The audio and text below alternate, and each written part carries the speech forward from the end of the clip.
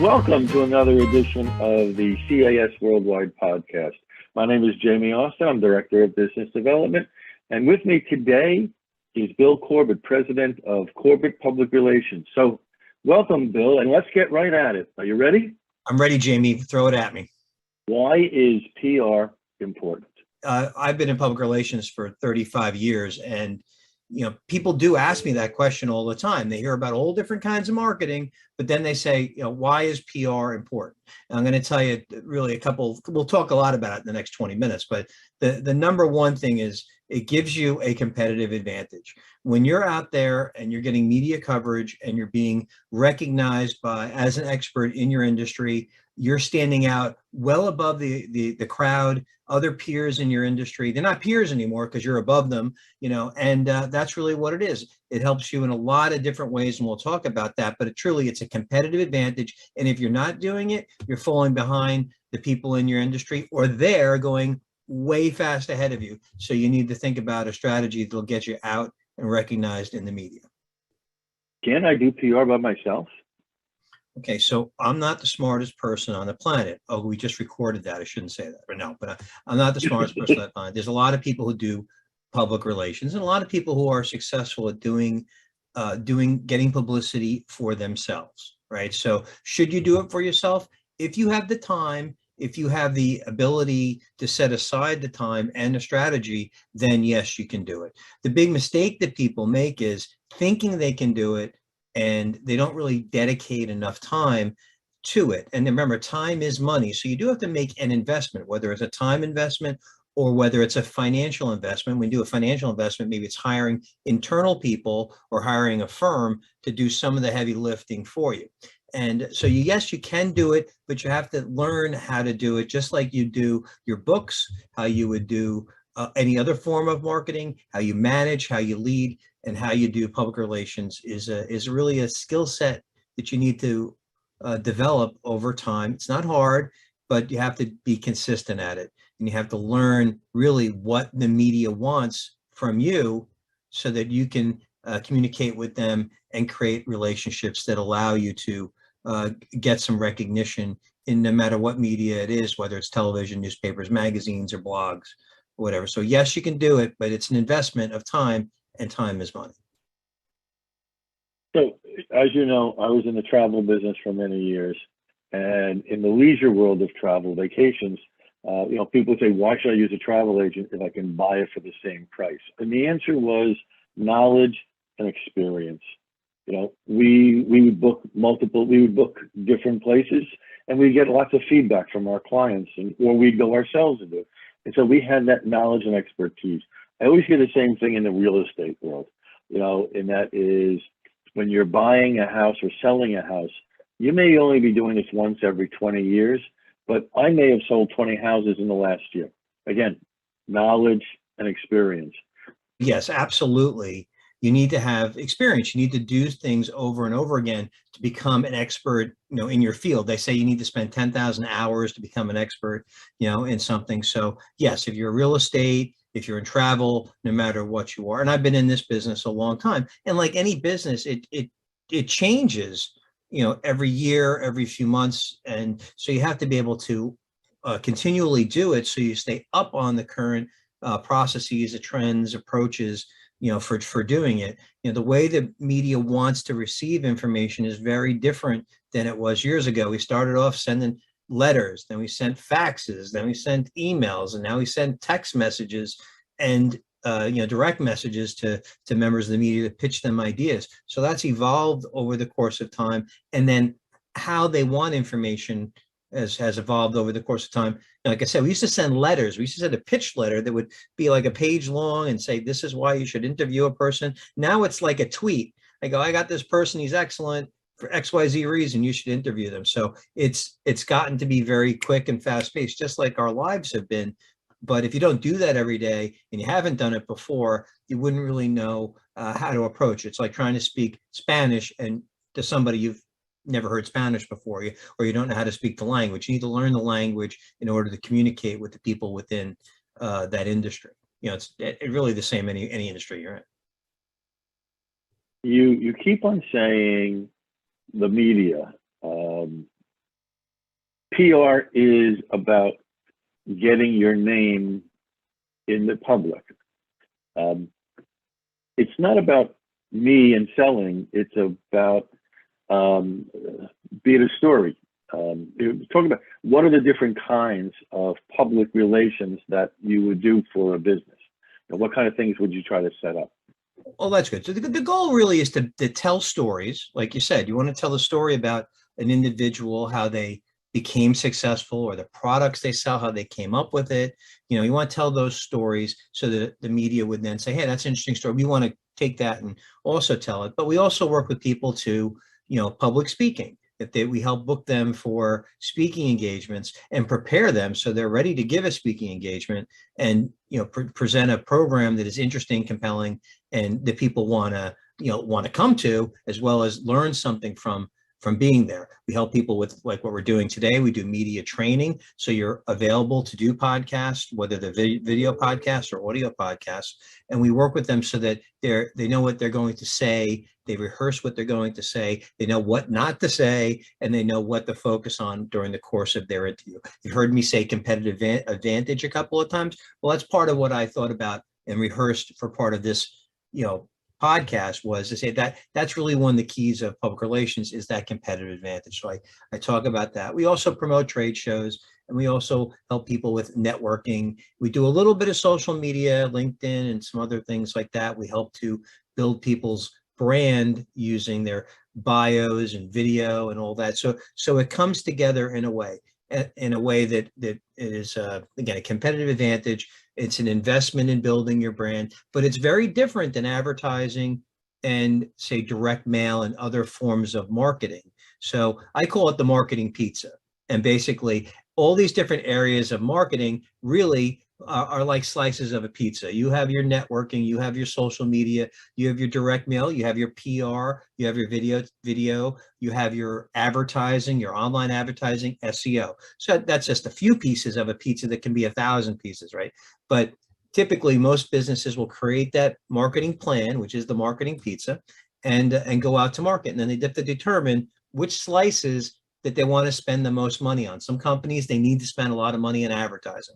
Other companies say, hey, I can position myself in the media and get people to call us and buy the product because they see that we're experts in our field. One quick example, I had a client that was on the Today Show, and they got 600 calls that day for a product that they sold anywhere between $4,000 and $8,000 a piece. You can do the math. It potentially could have been millions of dollars from that one experience. But other times people are in the newspaper and they get a couple of calls. You never know where it comes from. So you have to look at all these different strategies to create that marketing pizza. And one last thing about the marketing pizza, public relations is also crisis control or crisis management, right? So that little plastic thing that goes on top of the pizza so it doesn't get crushed. Well, we're that too. We're the protectors of our client's brand, so that if something bad happens, it doesn't totally destroy the pizza or doesn't totally destroy the company, because there was a plan in place that allowed for to get through that crisis situation. We've all been in the pandemic. We've all had situations that have been challenging. You have to think a little bit about what would happen if that bad thing did happen. What is your response to that? Whether it's an accident, whether it's embezzlement or fraud. I've had people, unfortunately, pass away in accidents and things like that. So, but we've talked about it ahead of time so that if it did happen, we know what to do. And so you got to think about the good, but you got to be prepared for the bad, unfortunately. And we have had our experiences there. And thankfully, in most cases, the business was able to weather that storm because they had good advice and good counsel from us, but also they did a lot of good positive things ahead of time, so that when a bad thing did happen, like a restaurant that had food poisoning one time, they had really good local publicity. People loved them. The food was really good, but they had a food poisoning situation. They were able to weather that storm, and people were back at the restaurant a few weeks later. So, but they wouldn't have come back if they didn't know that the owner was not a really great guy who gave back to the community a lot, and they would miss him if he was gone. So that's a little bit about the marketing pizza and being prepared. You talk about crisis management. At CAS, we talk about internal controls and efficiencies. We talk about preventative as opposed to being reactive. We talk about planning for variables and different situations. You're saying the same thing, and that is that you really should have public relations. Well, let me even stop back for a second. Is in the case of crisis management, you want to be prepared. Not that anybody wants to or any plans to have a crisis, but crises do happen. And so again, like we say, being prepared, you should have a program, a protocol in place should a crisis happen. You want to talk a little bit about that? Preventative as opposed to reactive. Everybody should have a crisis. What's the saying, of failing to plan is planning to fail. You hear that from a lot of financial planners, right? But the same thing is true in any business. If you don't think about the what ifs, what if there was a pandemic? What if there was a power outage? What if there was Superstorm Sandy? What would happen to my business if that happened? What if I couldn't communicate with my office? We're all remote now. If anybody remembers March 14th, 2020, my office went from being at the office with people to being pretty much, I didn't see anybody for like 6 months in person, right? So you have to be able to, and I knew what to do if that happened. I knew I had to give people laptops and we had to kind of go to a remote, scenario pretty quickly. We were planning on actually doing that in the not too distant future on a regular basis, but that kind of accelerated a little bit. So we had a plan in place. And then we also need to know, who is going to be your spokesperson if the media calls, what to do if the media calls, or if a camera shows up at your office or your house. You never know. So you have to have at least an understanding of what to do and also what not to do. In some instances, it's best not to say anything. You don't want to go around and cover your head and say no comment, and something and look like there's something wrong or you're guilty of something per se. But if you know what to do and say, look, we're going to have a statement for you shortly to respond to the questions that the reporters have, that's the appropriate way to really communicate so that a crisis doesn't go off the rails and become really, really a serious situation. And sometimes, a lot of crises aren't anybody's fault. We didn't create the pandemic. We didn't create the economic problems that happened after because of all the government shutdowns. It wasn't our fault, but we still had to deal with it. And same thing with power outages and computer crashes and cyber attacks and all those things that can be thrust upon us. So you have to be prepared. You have to have a plan. It doesn't have to be a very extensive plan, but you should have at least a plan, and everybody in the office, depending on how big it is, the management at least should know how to execute that plan should it be needed. And certainly if the head of the company was not available, how would the management or staff handle the situation if that decision maker wasn't there? They had a heart attack or something, for example. So you need to know. In doing a contract, working with a lawyer one day said to me, his role was to address every possible scenario and provide the solution and hope none of them happen. So I think like a buy-sell agreement between two partners is prepare for all contingencies, but again, hope that never happens. And again, you're saying the same thing, is let's be prepared in case we have these types of scenarios. We don't want to say it out loud, but if something happens to the owner or if something happens to the company, that you're prepared with reaction. Third-party endorsements. Is that what you're talking about when we do speaking engagements or you're telling a story about me in the newspaper? Well, certainly, like in a newspaper story, you read a story in the paper about how great your products are or how innovative the CEO is or some new approach that the company is taking. And that reporter did this story and said, hey, that company must be worthy of being talked about. So that is really a third-party endorsement. When you're invited someplace to speak at a conference or a trade show or something, and you come out and you talk about a subject, it's not a sales presentation, you're talking about how to build a strong company or leadership or entrepreneurship or sales, or from a strategic point of view, those are all topics that people can learn from. And really we're out there, we're telling stories and we're helping educate people so that people see, hey, he's an expert in leadership consultant, or he's an expert in marketing, or whatever the topic is. And then that builds a a trust between the individual and the person who's speaking. And that really goes to building the brand. It goes to building the person's reputation.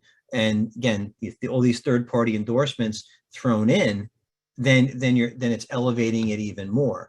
And then you start populating that online. People they look for reviews of companies, but they'll also say, hey, I want to work with, XYZ company. They'll do a search and they'll read a story. Oh, that company just launched a cool product, or they were profiled by Business Week. And that gives them credibility. Say, if I have a choice now between a company that I've never heard of before and one that the New York Times is talking about, well, maybe the Times vetted this company for me, and that's somebody that I should go with. And whenever we work with clients, if you're in Newsday, or if you're in an Associated Press story, or if you're on Fox Business, we get that file of that video, or we get the copy of the story, and salespeople like you go around and say, hey, we were just profiled in this Business Week, or we just profiled in Forbes.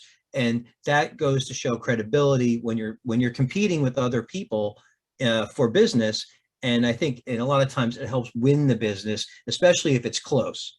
If it's a close call and the pricing is very similar, and one company has a great reputation and has a lot of good coverage, I think most decision makers will go in that direction versus the unknown. That's their job. CEOs get fired if they make bad decisions. So they had to make a good decision and go with people that are vetted. And that's what I would say is again, another advantage of having a PR program when other competitors don't. They say people buy from people they like. And if you have good PR, that puts you in a positive light, people will tend to like you. What's the saying? No, they get to know you, they get to like you, and then they get to trust you, right? Once they trust you, they'll recommend you. So it's almost like a 4-level process. Know, like, trust. What's the 4th level? Recommend. And I even say love. Know, like, trust, love. Because when somebody loves your company or loves you, they're gonna help sell you to other people, right? So know, like, trust, recommend, or love, depending on who you're talking to. I love it, but I'm going to stay with recommend. All right, let's rapid fire round. You ready? Yep. Is it worth spending the millions of dollars to put your name on the side of a sports arena? No.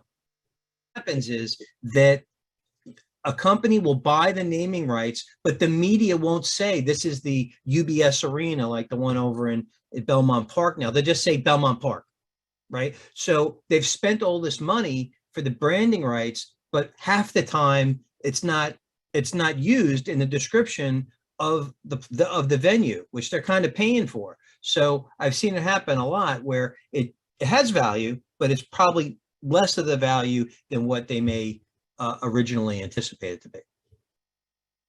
So then Citibank is really smart in naming it Citi Field, one word.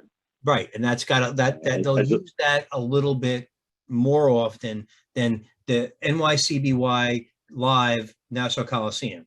It's way too many words, and it's difficult to say. I have nothing against those people, but it's just a mouthful. It's easier to say Nassau Coliseum. So the answer is, if you're going to buy the naming rights of a sports arena, have a short name. Change the name. All right, I like that one. All right. What's the old expression? Negative publicity is better than none at all. Any publicity is good publicity, as I say. So yeah, to some degree for awareness purposes, and this is a good kind of segue into SEO. So search engine optimization. So whenever a company name is mentioned, or anybody's name, Bill Corbett, Jamie Austin, if our name is mentioned online, it's it's a searchable item, right? So if, for example, there was a great article about you in the paper and someone typed in Jamie Austin, and then that comes up in a Google search, and that's great, fantastic. But for example, if a company maybe they went bankrupt, maybe it was 20 years ago, but that article is still floating out there somewhere, and someone does a search for that company, and that negative comes up. So you have to, the good thing is that the more positive publicity you get, it's going to drive traffic to your website. Bad publicity, though, probably will never die. It'll live on for at some degree in some place online, I have somebody who I was working with who had a negative story at the New York Times about 10 years ago. They've had dozens and dozens of stories in large publications since then. But if you search their name, it still comes up like on the first page of Google because it's the New York Times. So it's not going to go anywhere. So publicity, for the most part, unless it's really, really bad, is usually a good thing.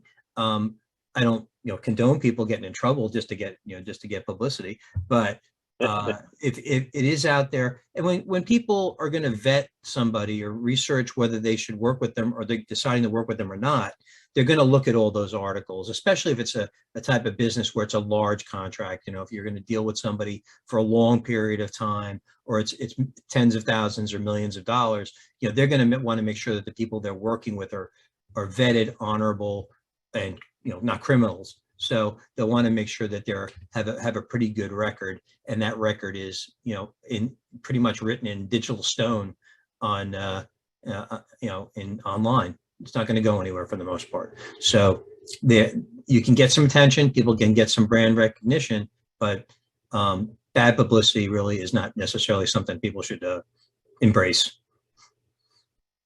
So having them just talk about you no matter what is not good.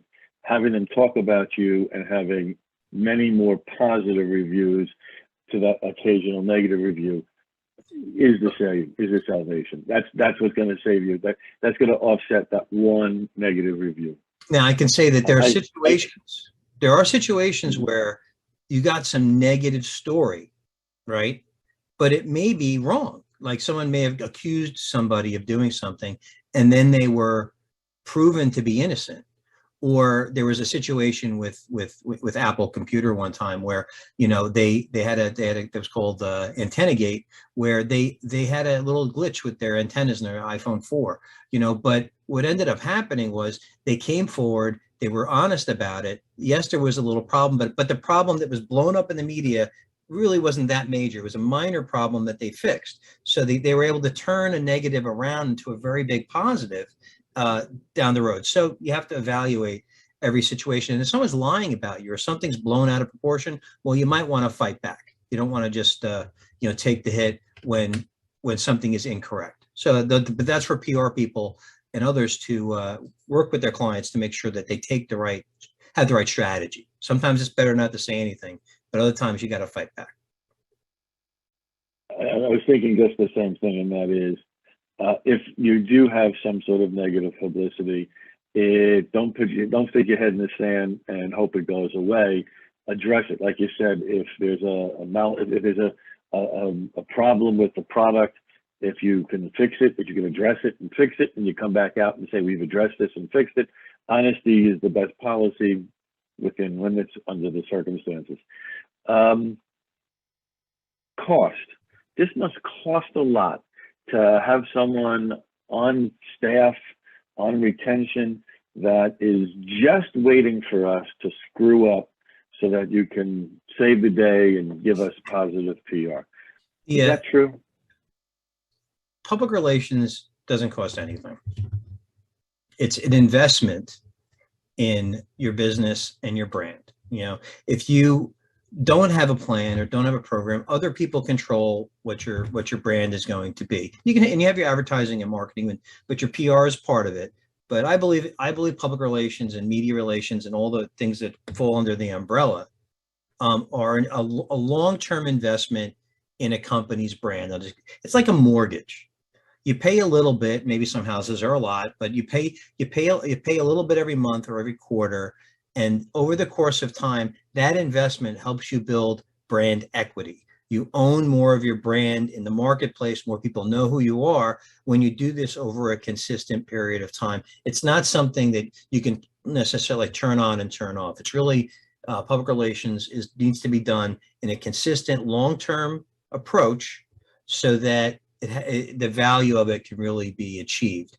Doing it a little bit here, a little bit there has some value, but it doesn't get you to where you really want to be. That's why you see larger companies that they invest in this, and it does take a couple dollars. I mean, public relations firm on Long Island can charge anywhere from a few $1,000s a month to many $1,000s a month, and you start going to the large firms in the city, it's not unheard of for a public company to spend hundreds of thousands of dollars a month, with a large agency. But this is with, public companies, so the factor is where you want to be, where you are now, and where you want to be, and how much money you feel you can budget to get to that point.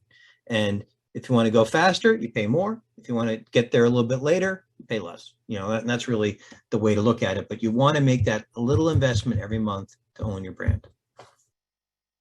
Showing my age, you reminded me of an old commercial of the Fram oil filter, where the car mechanic says, you can pay me now or you can pay me later.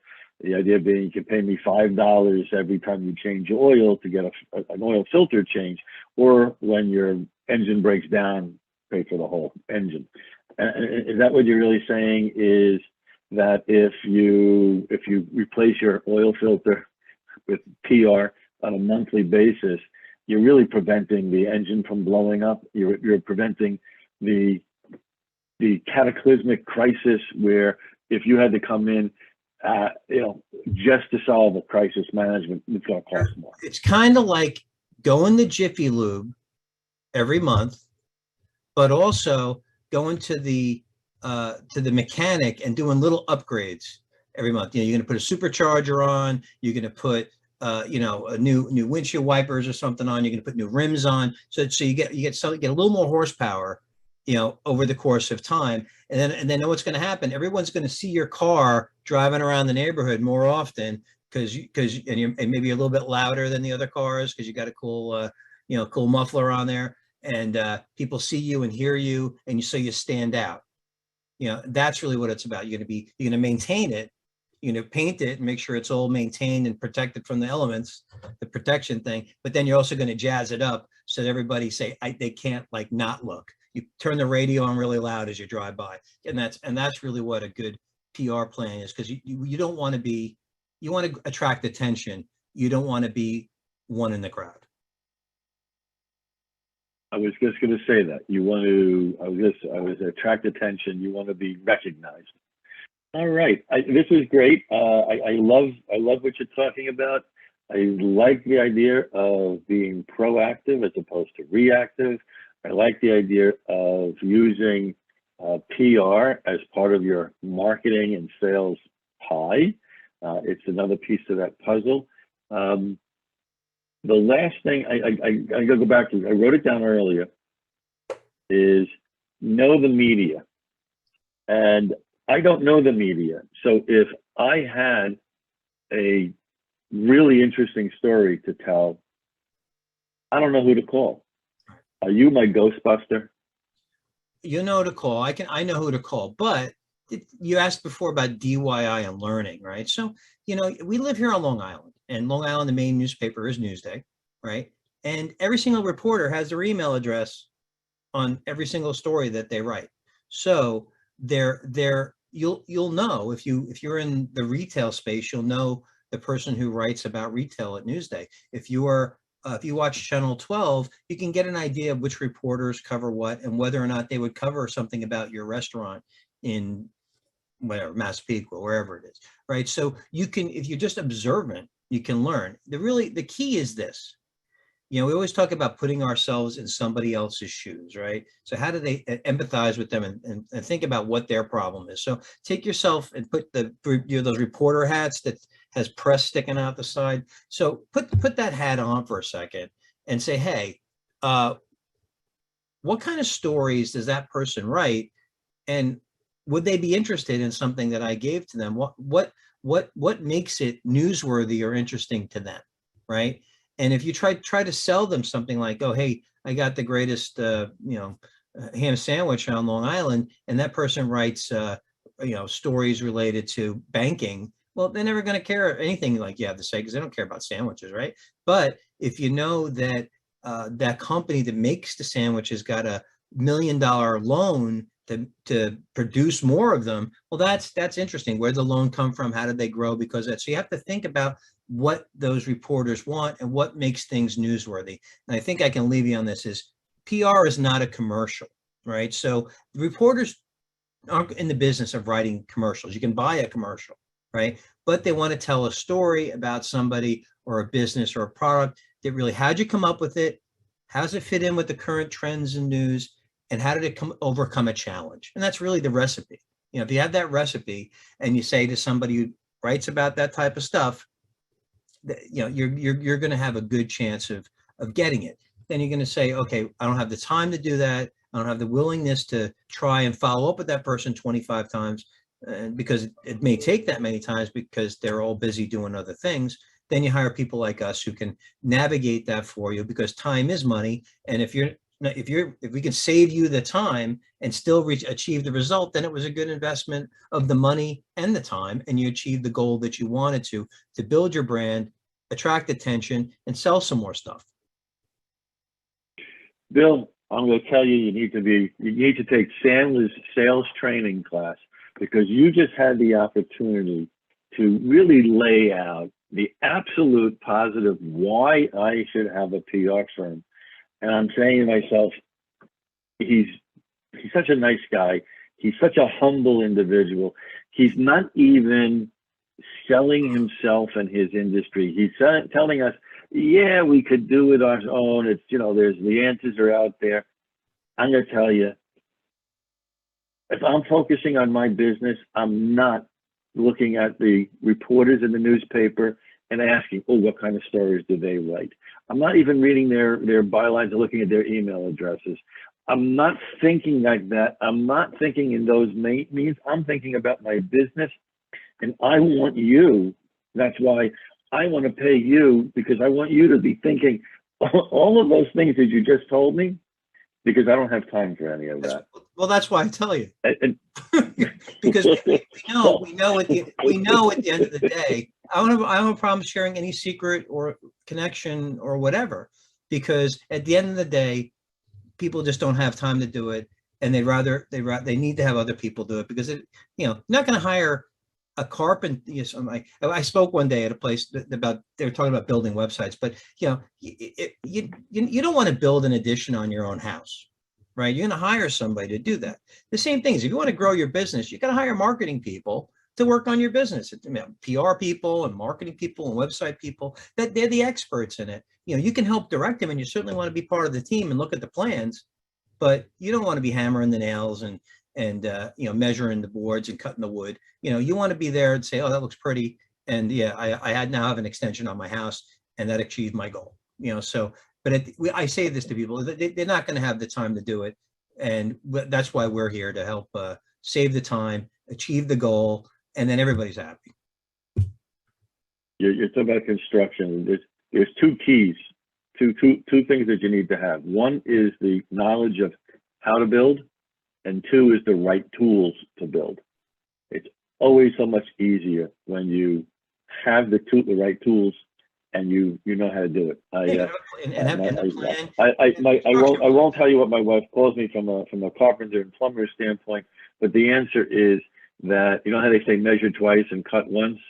Well, I usually go to fix it, break it worse, have to go buy a new tool and a new part, and then fix it the second time, because the second time around I've learned. But that again is why we should come to you. Yes and no question. You can't answer anything more than yes or no. We have a hot story. We want to get it into the paper, on TV, out to the world. We need to reach out to the media people. Whose call are they going to, it's actually not a yes or no question, it's a you or me question, sorry. It's whose call are they going to take? Yours or mine? You're going to take mine. That's the right answer. And that's the message that we want to tell people in the world of PR. And that is the world that you live in. That's the world that you circulate in. That's the world that you network in. And when we have a story, you're going to know who to call and what vehicles to use for it. And so I thank you for that. I know I have used you in the past for a variety of services, and I have always been pleased.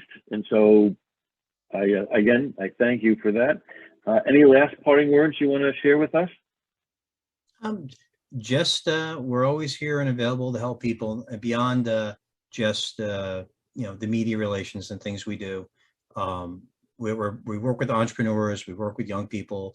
We want to help anybody to achieve their goals. So we're always, me and my team are always happy to speak with people, provide some advice, and we want Long Island to be successful. We want our state to be successful. We want our country to be successful.